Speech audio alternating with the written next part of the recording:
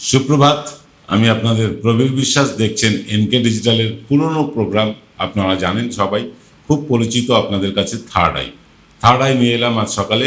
দেখুন, 2.5 lakh paramilitary force, সাজোয়া গাড়ি ইত্যাদি পশ্চিমবঙ্গে পাঠানোর পিছনে যুক্তি ছিল ডিউরিং দ্য পোল এবং পোস্ট পোল ভায়োলেন্স, অর্থাৎ ভোটের সময় এবং ভোটের পরে যে গণ্ডগোলগুলো হয় তার জন্যই কিন্তু এই 2.5 লাখ ফোর্স এবং সাজোয়া গাড়ি, ট্যাঙ্ক ইত্যাদি আনা হয়েছিল। অথচ আমরা দেখলাম বিগত দিনের সমস্ত পোস্ট পোল ভায়োলেন্সকে বা পোল ভায়োলেন্সকে ছাড়িয়ে গিয়েছে এবারের ভোটের ভায়োলেন্স। এমনকি যারা আমাদের সুরক্ষা দিতে এসেছিলেন তারাও গণনার দিন অনেক বেশি আক্রমণাত্মক হয়েছেন আমাদের বিরুদ্ধেই। যতগুলো তৃণমূলের পার্টি অফিস ভাঙা বা দখল নেওয়া হয়েছে, বা যত তৃণমূল কর্মীদের ওপর মারধরের ছবি এসেছে, বিশ্বাস করুন তারা সবাই যুবক, হিন্দি ভাষাতেই তারা কথা বলেছে প্রায় সব ক্ষেত্রেই। যারা মেরেছে, যারা ভেঙেছে, তারা বাঙালি ঘরের ছেলে বলে তো আমাদের মনে হয়নি। এরা কারা সেসব চিহ্নিত কোনোদিনই হয়তো হবে না কারা এসছে। অনেকেই আশঙ্কা করছে বাংলার বাইরের রাজ্য থেকে কিছু গুন্ডা বদমাশ এনে এই ধরনের ভ্যান্ডালিজম করা হচ্ছে, অনেকে আশঙ্কা করছেন। এই আশঙ্কা ভিত্তিহীন সেটাও বলতে পারছি না। এইসব গুন্ডামি করা লোকেরা কখনোই হয়তো সাজা পাবে না, ধরা পড়বে না। বিজেপি নেতারা এই ভ্যান্ডালিজমের বিরুদ্ধে একদিকে বিরোধিতা চালাবেন, অন্যদিকে মুসলমানদের ওপর, তৃণমূল সমর্থকদের ওপরে এইরকমভাবেই চড়াও হবে স্থানীয় বিজেপির এসব ছাপড়ি ছাটের চুলওয়ালা গুন্ডারা। সরকারি অনুমতি ছাড়াই মসজিদ বাড়ি লেনের নাম বদলে দেওয়া হবে, নিউ মার্কেটে বুলডোজার চলবে। এতে হয়তো সল্টলেক বা দিল্লি থেকে গরমাগরম বিবৃতি আসবে, তবে লিখে রাখুন, বিজেপি সরকার গঠনের পরেও এদের দৃষ্টান্তমূলক শাস্তি হবে না।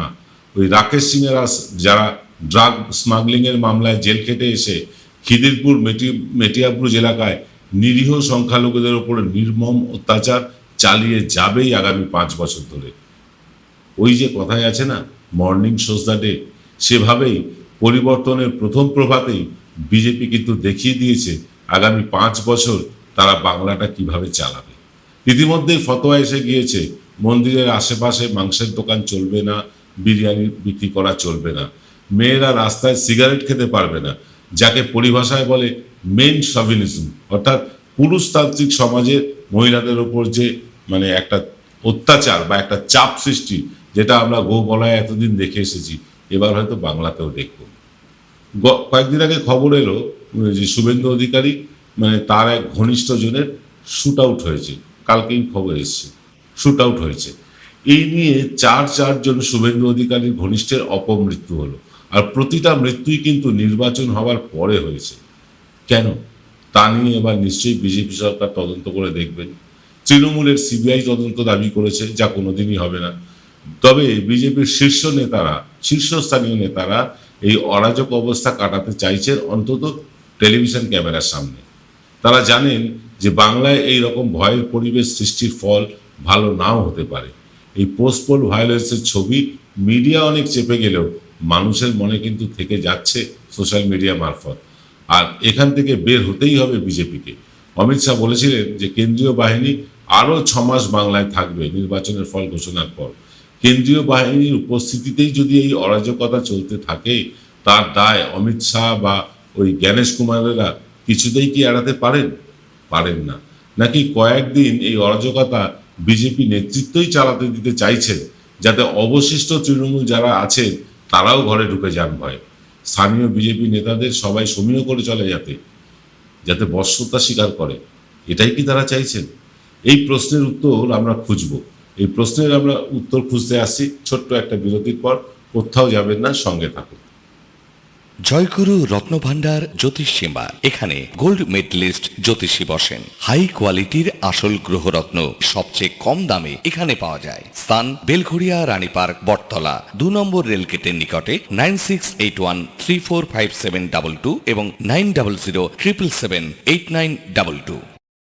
এবার সাধ্যের মধ্যেই হবে মধ্যবিত্তের স্বাদ পূরণ। নতুন বাড়ি, নতুন স্বপ্ন, সুখের নতুন অধ্যায় শুরু হোক এই উৎসবে। Ashoka group, রিডিফাইনিং realty. ফোন করুন 916350 2850। ফিরে এলাম বিরতির পর। আপনারা দেখছেন এনকে ডিজিটালের থার্ড আই অনুষ্ঠান। সকালে প্রতিদিন সকালবেলা 9টায় আমরা থার্ড আই আনি। কোনো দিন প্রসূনগুপ্ত আসেন, অরূপ সেনগুপ্তরা আসেন, কিন্তু মূলত আমরা থার্ড আইটা প্রতিদিন সকালেই আনি। দেখুন, মুখে হয়তো কর্মীদের হুঁশিয়ারি দিচ্ছেন শ্রমিক ভট্টাচার্য, সজল ঘোষেরা, শান্তি ফেরানোর একটা আহ্বানও জানাচ্ছেন, অথচ যারা গেরুয়া তিলক লাগিয়ে ভ্যান্ডালিজম করছে, তাদের কিন্তু থামবার কোনো নাম নেই। হয়েই চলেছে, অনবরত হয়ে চলেছে। আগুন জ্বলছে তো জ্বলছেই, নেভার কোনো জায়গা আমরা দেখতে পাচ্ছি না। স্থানীয় নেতারা হঠাৎই হাতির যেন পঞ্চম পাটা দেখে ফেলেছেন মনে হচ্ছে। কারোর বাড়ি গুড়িয়ে দিচ্ছে, কাউকে দোকানের ঝাঁপ বন্ধ করতে বলছে, কখনো লেনিনের মূর্তি ভাঙছে, আবার কখনো দখল নিয়ে নিচ্ছে তৃণমূলের পার্টি অফিস। কয়েক জায়গায় গিয়ে বড় বড় নেতারা পার্টি অফিস ফিরিয়ে দিচ্ছেন তৃণমূলকে, সে ছবিও দেখা যাচ্ছে। তার মানে কি এটাই যে বিরোধী দল করছো করো, কিন্তু আমাদের দয়া দাক্ষিণ্যে সেটা করতে হবে? এটাই কি প্রমাণ করতে চান? ঠিক এই ভুলটাই কিন্তু একসময় করেছিল সিপিএম, তারপরে করেছে তৃণমূল। বিজেপি সরকারকে বাংলায় এই রাজনৈতিক সংস্কৃতি যে চলছে সেটা কিন্তু এটা বদলাতে হবে। দীর্ঘমেয়াদী ক্ষমতা ধরে রাখতে হলে বাংলার এই রাজনৈতিক সংস্কৃতি, এই ভ্যান্ডালিজমকে কিন্তু রুখে দিতে হবে।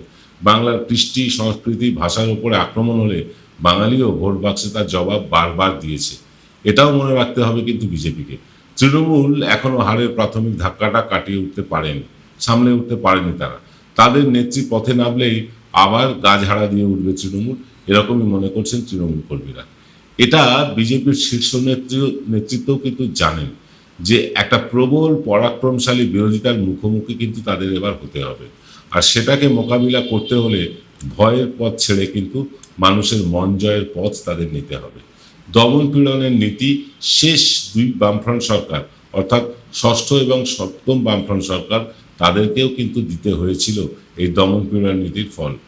তারা ফল পেয়েছিল, এবং তার ফল যে কী হয়েছে আজকে আপনারা সকলেই জানেন, এটা কারুর অজানা নয়। তাই আমরা চাইব বাংলা তার স্বাভাবিক ছন্দে ফিরুক, সংবাদ মাধ্যম স্বাধীনভাবে কাজ করতে পারুক, রাস্তায় মেয়েরা স্বাধীন মতন চলাফেরা করতে পারুন, ব্যবসায়ীরা নিজেদের মতন করে ব্যবসা করুন, মরাল পুলিশিং করে কারুর ব্যক্তিগত পরিসরকে যেন ক্ষুণ্ণ না করা হয়।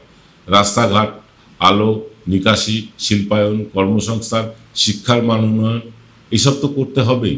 তার আগে অতি হিন্দুদের ধারক বাহক হিসেবে উঠে আসা স্থানীয় মাতব্বরদেরকে চিহ্নিত করে তাদেরকে ঘরে ঢুকিয়ে দিতেই হবে সবার আগে।